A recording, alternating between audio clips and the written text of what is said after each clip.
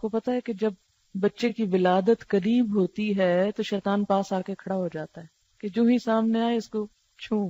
اور یہ جو بچہ روتا ہے نا، اس کی وجہ حدیث میں یہ بتائے گی کہ شیطان اس کو ٹھونگا مارتا ہے. ڈاکٹرز جو کہتے ہیں کہتے رہیں، لیکن حدیث میں جو بتایا گیا وہ یہی ہے کہ شیطان اس کو آ کے تکلیف دیتا ہے. اس وقت سے پیچھے پڑ جاتا ہے انسان کے.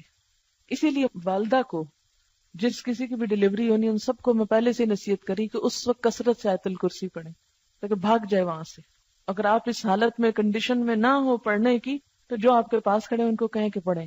تو بہرحال کہتے ہیں کہ اس کے بچوں کو، ذریت کو، لَأَحْتَنِكَنَّ، البتہ ضرور قابو میں کر لوں گا، کھا جاؤں گا، ذریتہ، اس کی اولاد کو، اس کے بچوں کو، الا قلیلا، مگر بہت تھوڑے، بہت کم. یہ لفظ جو احتنکنا ہے یہ بہت جامع لفظ ہے. ہا نون کاف، حنکا. حنکا اور حنکا کا لفظی معنی ہوتا ہے کسی چیز کو چبا کر نرم کرنا. اور چبا کر نرم کسی چیز کو کس لیے کیا جاتا ہے؟ تاکہ اس کو نگلا جا سکے. کسی سخت چیز کو آپ نگل نہیں سکتے تو پہلے آپ اس کو کیا کرتے ہیں؟ چباتے ہیں، نرم کرتے ہیں، پھر اندر لے جاتے ہیں.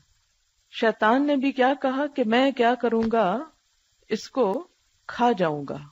اب یہ کھانا محاورتی معنی ہے، لفظی معنی نہیں ہے.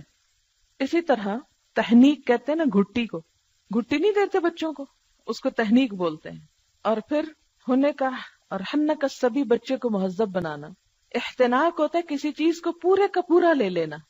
اچھا، آپ نے گھٹی کے بارے میں بھی سنا ہوگا، جب بچہ پیدا ہوتا ہے تو اس کو گھٹی دی جاتی ہے. نبی صلی اللہ علیہ وسلم کے پاس بچے لائے جاتے تھے، آپ کھجور کو چبا کر نرم کر کے تو ان کے تالو میں لگاتے تھے، چٹاتے تھے. اور اس کا بھی کہا جاتا ہے کہ جو شخص گھٹی دیتا ہے اس کے اثرات ہوتے ہیں بچے کے اوپر. ہوتا یہ کہ بچہ بالکل ایک ان ٹچ نئی چیز ہوتا ہے نا، تو جو پہلے ہاتھ اس کو لگتے ہیں، جو اس کے زبان کے اندر یا جسم کے اندر انسان کے انگوٹھے سے یا انگلی سے جو ریز جاتی ہیں وہ اس کی شخصیت پہ اثر انداز ہوتی ہیں.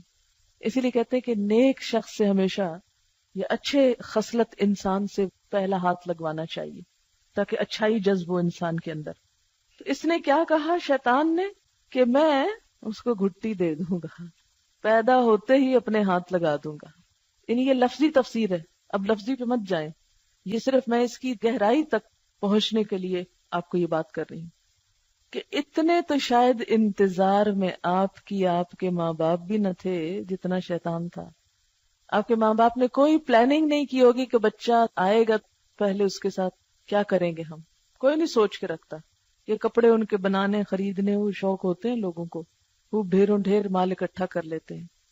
لیکن کوئی ماں کم ہی پڑتی ہے کہ دینی اعتبار سے بچے کی پیدائش کے بعد مجھے اس کے ساتھ کیا کرنا ہے، اسلام کیا بتاتا ہے کہ پیدا ہونے کے فوراً بعد اس کے ساتھ کیا کیا معاملہ کیا جائے.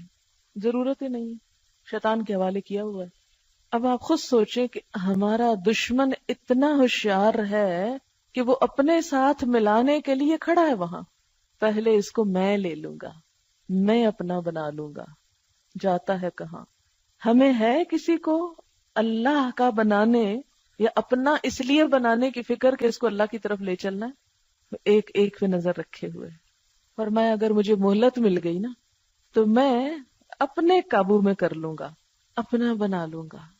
اسی طرح احتنک الفرس، فرس کہتے ہیں گھوڑے کو، گھوڑے کے منہ میں رسی لگانے کے لیے استعمال ہوتا ہے.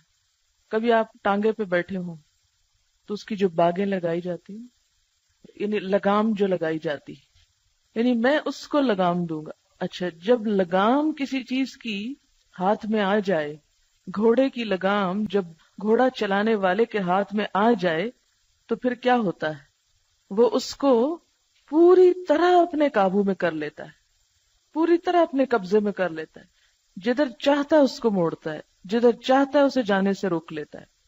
تو کہتے ہیں کہ میں اس کی اولاد کو لگام لگا لوں گا.